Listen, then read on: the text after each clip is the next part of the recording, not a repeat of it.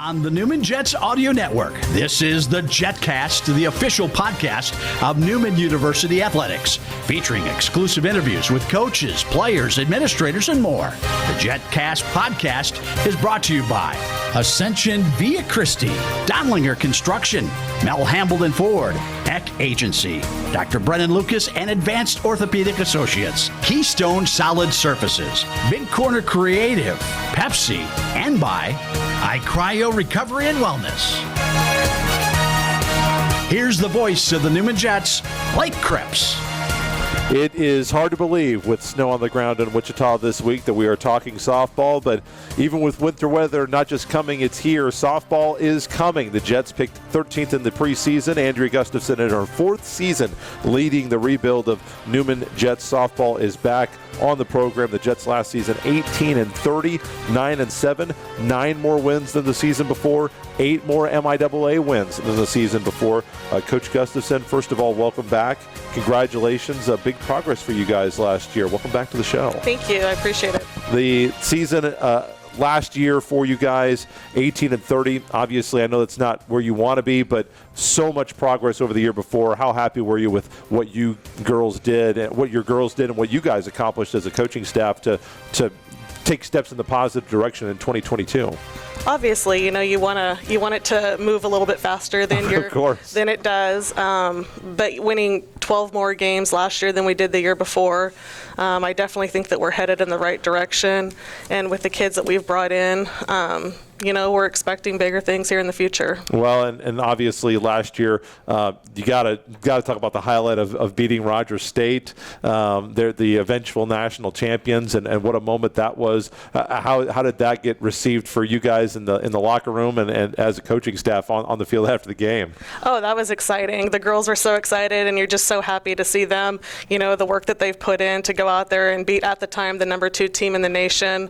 But that just goes to show what we're capable of, and then the next day we came out and fell flat and didn't show up to compete. So that's kind of where we were at last year, and I'm hoping this year that we can, keep moving in the right direction and not have those spells where we go backwards again. How much does that show as well? Because I know that at times in the past in MIAA softball, there's kind of been haves and have-nots and teams that, you can just kind of show up and beat. It seems like it's becoming more like basketball where, you guys will go out. You guys were in the bottom half of the standings. You go out and beat the number 2 team in the country, first place Rogers State. Then the next day you're playing, I don't remember who it was. Northeastern State. And, not that they're, just a cupcake, but there's certainly no Rogers State. And you guys lose. It seems like it's getting more and more parity and that, you got to show up and play every game because anybody can beat anybody on any given, Sunday, as they say.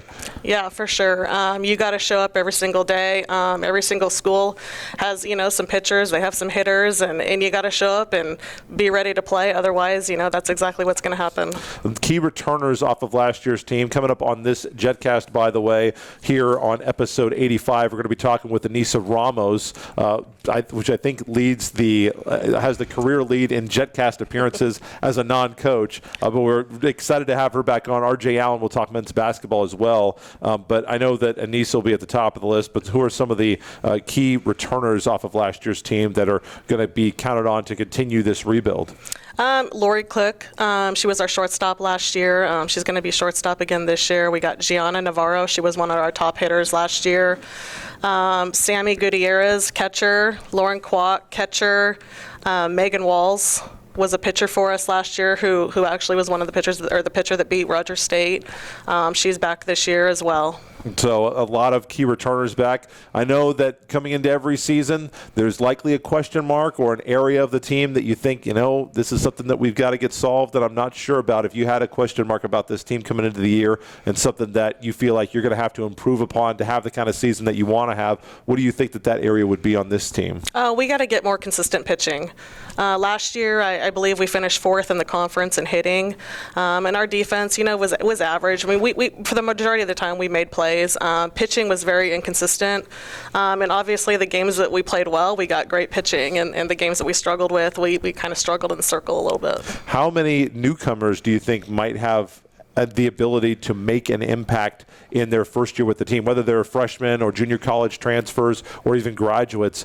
How many newcomers do you think might be able to step in and help the Navy and Red right away?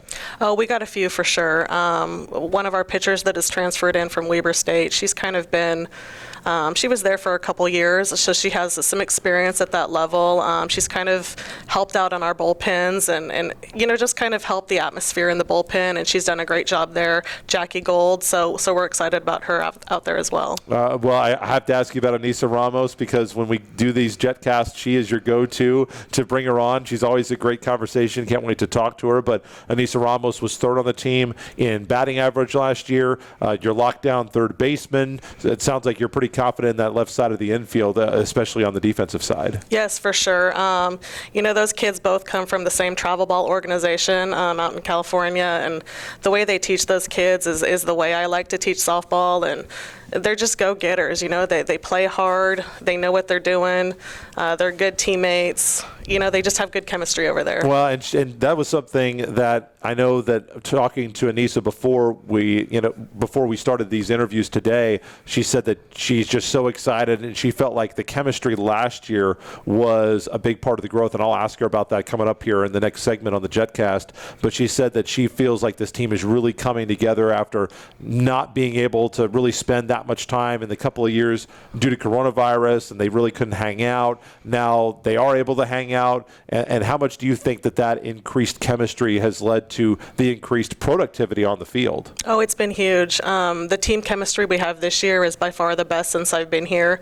The girls really care about each other. They've all been good teammates towards each other. They have so much fun together, and it's night and day out on the field, and you can see it. Well, this season, and as it always is here at this time of year, you guys are at the mercy of the weather, and I did go out I think it was earlier this week, maybe last week, and it's only, upper 40s or around 50 degrees, but there are the girls out there on the softball diamond. It was dry and it was sunny, and even when the temperature's not quite as warm as you would like, and probably not nearly as warm as what Anissa and the girls would like, you kind of have to take advantage of those dry days when you get them, don't you? Yes, for sure. I was telling them, we're going to get outside as much as we can, because you never know when the weather's going to hit, and here it is right here when we got a game next week. So do you ever look at that schedule? Because you're the one who sets the schedule, right? At least for the non-conference. Do you ever look at that and say, in Wichita, February 1st, there's no way we're going to play that game, but I'm going to put it on the schedule anyway?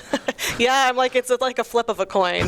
You never know, because it could be a 70-degree day, and it could also be a 20-degree day and snowing, so you just never know. It could, and there's just as likely of a chance that it'll be 65 and a heat wave coming in, and as it will be what we have this week. So anyway, the season opener is set as of now, and as I know, we'll talk about this next week with baseball as well, and just be forewarned for the entire season. The schedule is a working, living document. It has feelings, and it changes its mind when it wants to. So keep it locked to NewmanJets.com and at NewmanJetsSB on Twitter. We'll keep you updated on all the schedule changes throughout the year, and I'm sure that there's going to be more than one. I know that you guys, after last season, are probably hungry to make even more progress this year. What do you feel like a goal is for this season? Have you talked with the girls about goals, and what do you? I know in the past you've said, we're rebuilding this program.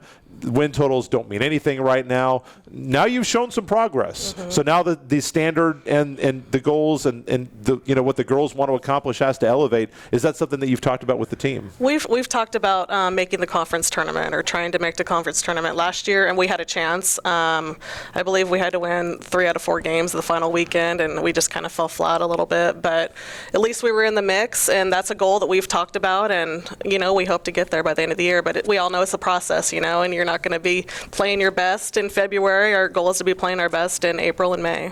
Coach G here with us again in her 4th year. Andrea Gustafson once again. First pitch on the season, and the opener for NU softball field is next week on the 1st of February. 2 o'clock doubleheader as the Jets host the Tigers of East Central. Good luck with the games. Good luck with the weather, and we'll see you back here in a couple of weeks. We'll have you back on the Jetcast here as we move forward throughout the spring season. Okay, Coach? All right, thank you. Anissa Ramos, third baseman for the Jets, joins us next.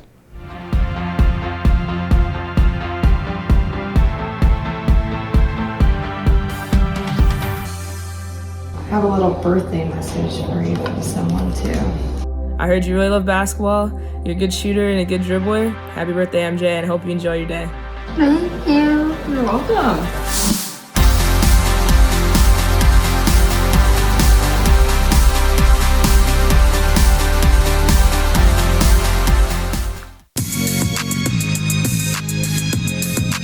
Hard to believe with some of the weather that we had earlier this week that softball is right around the corner, but we are starting our spring sports previews. Snow or no snow, it doesn't matter. The Jets are scheduled to play next week. Now, the weather forecast looking forward in the extended future, as we said with Coach Gustafson, not looking real favorable, but it's on the calendar for now. And so Anissa Ramos, the junior out of Long Beach, California, is getting ready. Last season, third on the team in batting average, hitting .327 in her 48 starts. 52 hits, was third on the team, and she was second on the team with 9 doubles. And I think she's the career leader in appearances on the Jetcast as a player. You're always the one that she goes to. I don't know if that's because you're a leader or because you draw the short end of the stick, but I'm glad to have you back on. Thanks so much. Thanks for having me again. Well, last year, you guys made some big improvements, and we talked with Coach Gustafson in the first segment about the improvement in the win total. Obviously, still a losing season, but you guys, plus 8 wins, I think, in conference, plus 9 wins overall. How excited are you about the progress that you made last year, and how excited are you to try to make even more progress this year? I'm super excited for this season, honestly. I think we have the right team, the right mindset, and I just really think that we're going to surprise people this year in conference especially. I don't think there's teams that we can't win, at least. I wasn't going to ask you about this, but you said you think you're going to surprise people. Obviously, if you are a regular viewer of NewmanJets.com, you know that the preseason MIAA polls were released earlier this year, and earlier this week, actually. Newman was picked 13th. Is that something that you guys look at and like, oh, wow, okay? Yeah, actually, Megan Walsh, she sent that in our group chat the other day, and we were like, this should light a fire because we do not belong to be 13th in the coaches poll. Like, we were just like, what? But, we're going to surprise people, honestly, I think. Okay.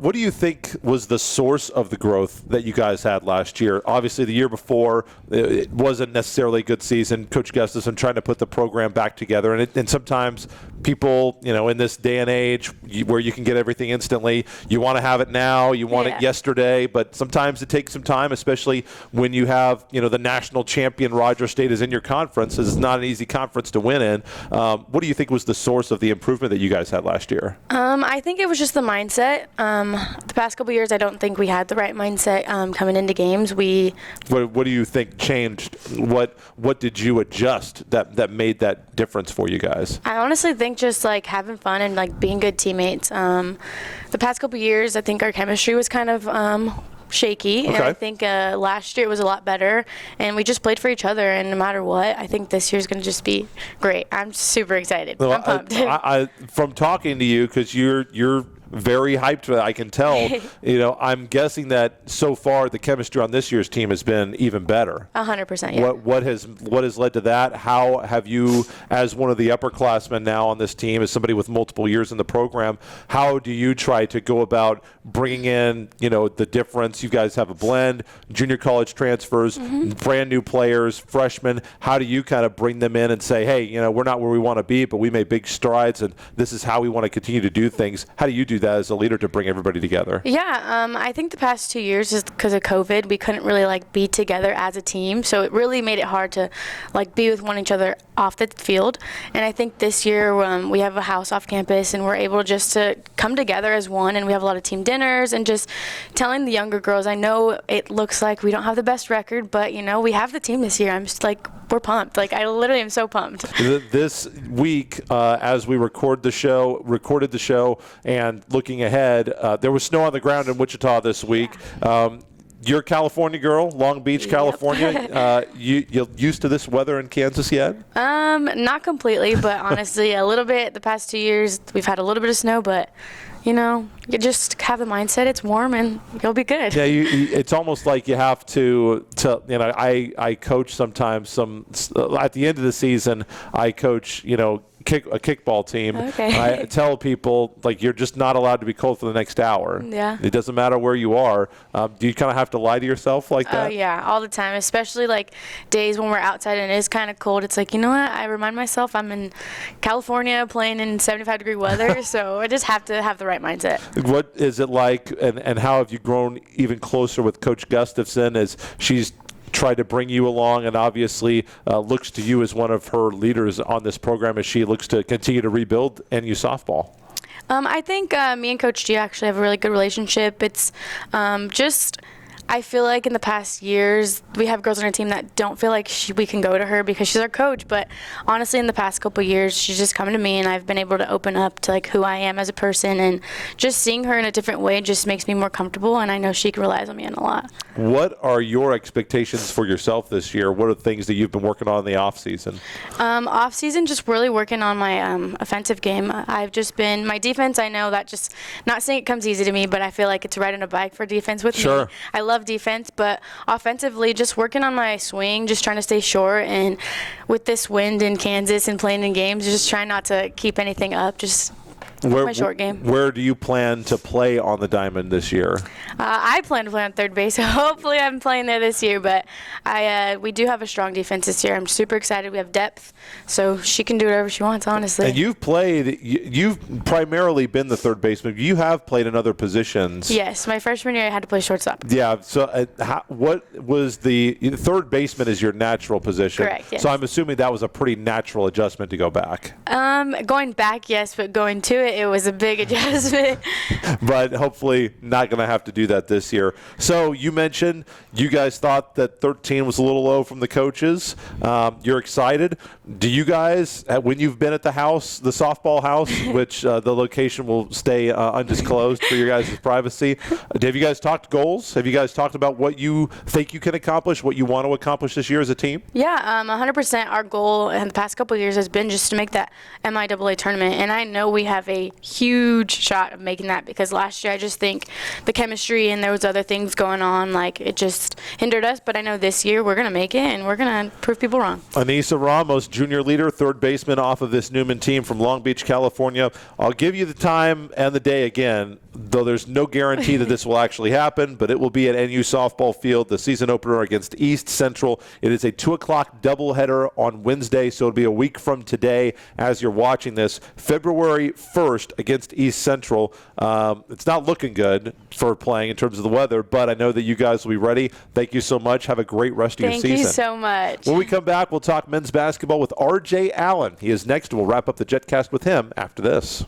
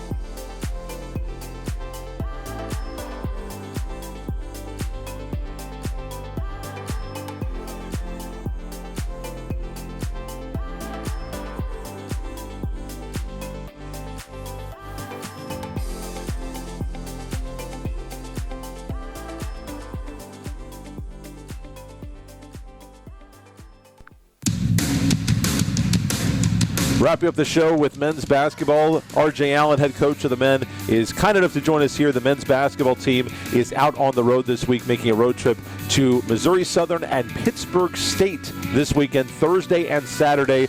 Normal tip-off times, 5:30 on Thursday, 1:30 on Saturday.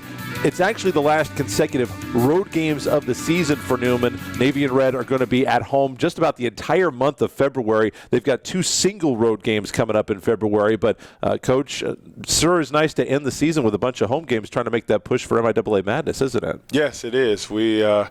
we feel like the schedule's worked out in our favor, so we hope.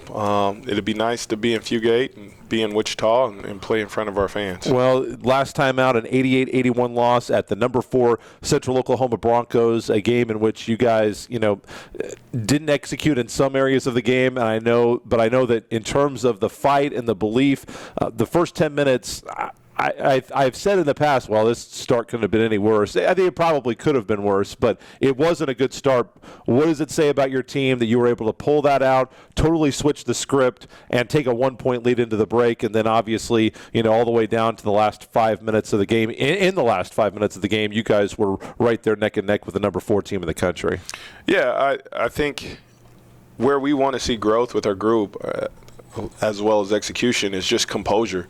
And I thought, to start the game, Givens hit a couple big shots for them, and it seemed like they were rolling and they were going to take off. But our guys they anchored in, and they just one possession at a time. And I didn't see the deer in the headlight look. I didn't see the shrugged shoulders.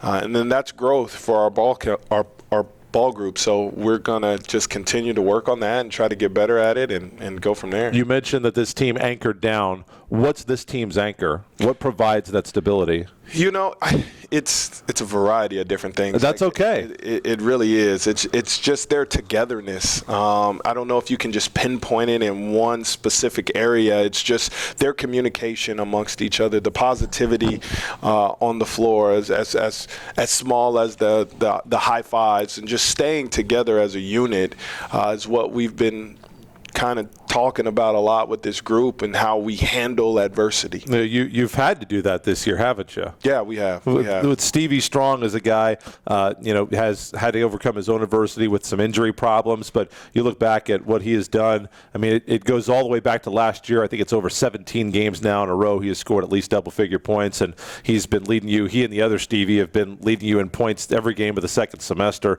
What he is doing is pretty incredible. Need to have a second guy to step up and help him more often. Stevie Smith's been that guy. Latique Murphy's been that guy. But what can you say about Stevie Strong and his mindset and attack and how he prepares for the game? Yeah, he's a phenomenal talent, and even Stevie's still learning. I think he's still just scratching the surface of his potential, and he's learning, and he's eager to learn, and his attitude's been great. And it's good to see him have success. Again, we want to try to have those games where he has some big nights turn into some W's for our ball club, and it makes you feel that much better. But he's taking a leadership role still as only a sophomore, and the guys follow and listen to him, and you can't ask for much more from as a coach. One of the big problems, obviously, against Central Oklahoma was the free throw line. In terms of the half court defensively against Central Oklahoma in the second half, it seems like you guys did do some good things. I know you said you didn't feel like you guys were perfect. There were a couple of key possessions that could have been executed better. How did you guys feel about the half court defense against Central Oklahoma? They go 88. That's above their average. That's too high, but a lot of that was at the free throw line. Yeah, they were able to cash in at the line. Credit to them.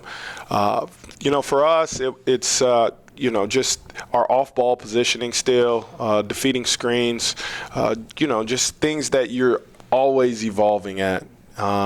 So for our basketball club, it's just that is, information that we can take and watch and film and take to the practice floor and try to get better in that aspect. And then when you're in that situation down the road, you're better prepared.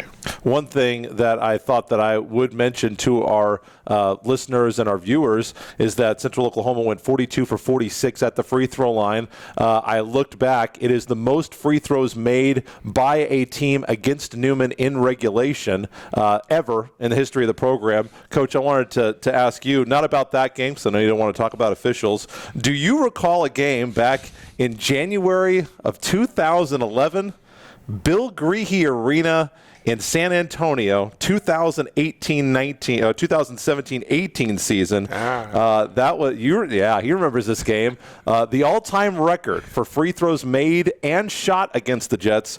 The Rattlers of St. Mary's 46 for 61 in a 99-94 double overtime defeat of the Jets, where St. Mary's shot 21 for 27 at the free throw line in the 2 overtimes.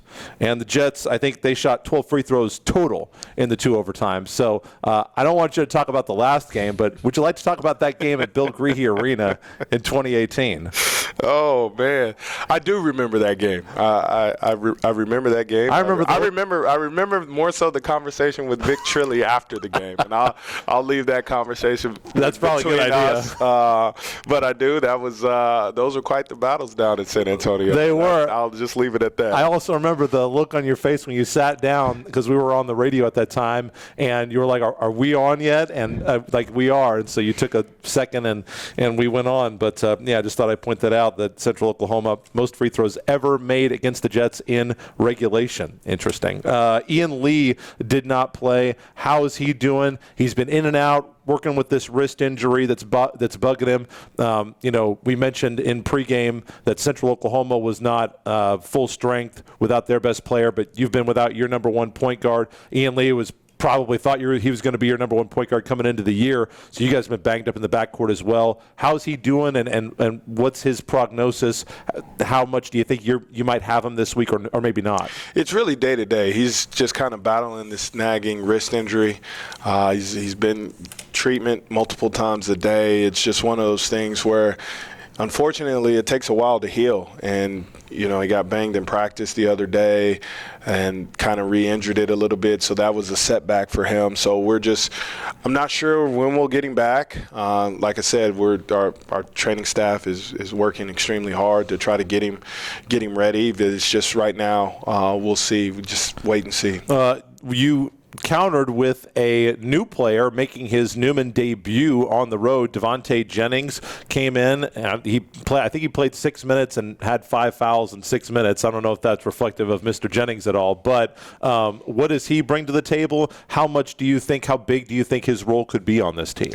Right now, this is a young man that played at Sunrise Christian.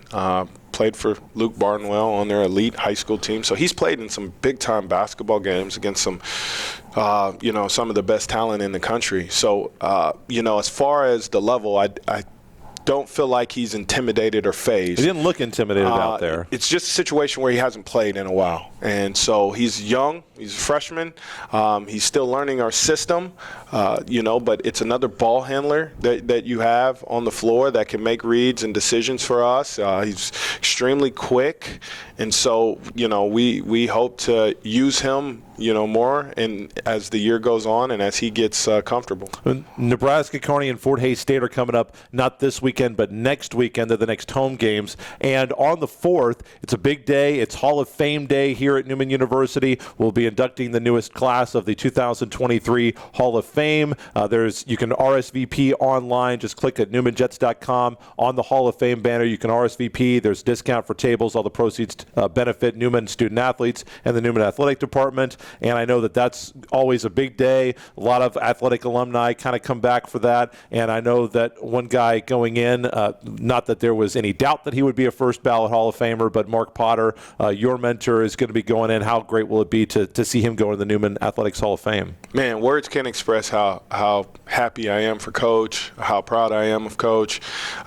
He's been a tremendous mentor to me, and just see a guy basically rebuild this program from the ground up. I have the utmost respect for Coach, and he's like family to me. And so I'm very, very proud of him and happy for him and his family and Nanette and his children for the sacrifices that they make as Coach and family. And so it'll be a special day for a lot of us to see Coach go into the Hall of Fame, well deserved, and we're happy for him. Be even more special with a couple of Newman wins the day before, in the day and the hours leading up to that 1:30 doubleheader. Of course, you can listen to the game Newman Jets Audio Network, watch on the MIAA network. And I'll tell you, I know he's out of coaching, but when he was walking off the court, he looked up at us after you guys beat Missouri Western, and he gave us huge fist pumps. So yeah, he's there when he's not out speaking.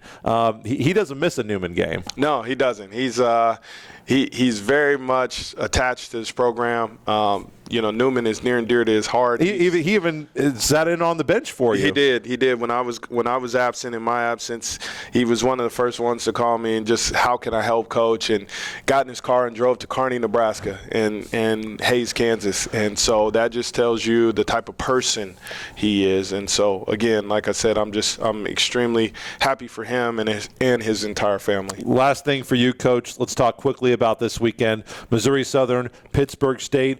Two teams trying to figure things out right now. Pittsburgh State, coldest team in the league. They've lost 7 straight games, league's longest losing streak. Missouri Southern have been playing pretty well, kind of a bounce-back year. I'm not sure if people were expecting that. Probably not if you based it on where the preseason rankings were. But now, after a loss on Monday, they've lost 3 of 4. So you're going to be facing 2 very hungry teams, a Missouri Southern team that you think, and I think as well, played their best game of the year by far against you guys in their first matchup. And then I know you've got all the respect in the world for Coach Boschee and what he did at Missouri Southern before he left. And as we all know, there's no night off in the MIAA. So how do you get the guys ready to pick up 1 and hopefully 2 road wins this weekend? We're fighting too. We're fighting too. We're hungry too. Our last couple games, we've, felt like we've been close, but not able to get over the hump. So we're hungry for a win as we continue to fight to try to, make a run here for postseason. So big games for us, and we're going to be just as hungry as they are. If you cannot make the trip on the road to John Lance Arena or the Leggett and Platt Athletic Center, you can watch the games at the normal link, themiaanetwork.com/Newman. Check out the game preview. There are audio links available if you cannot make it out there. We will see you next here at Fugate Gymnasium on the 2nd of February. Coach, we will see you then as well. Good luck this weekend. Thank you so much. Thank you. We'll continue our spring sports previews with baseball next week, so we'll see you then with Coach Mouse. Until then, Blake Cripps in Wichita saying, Go Jets.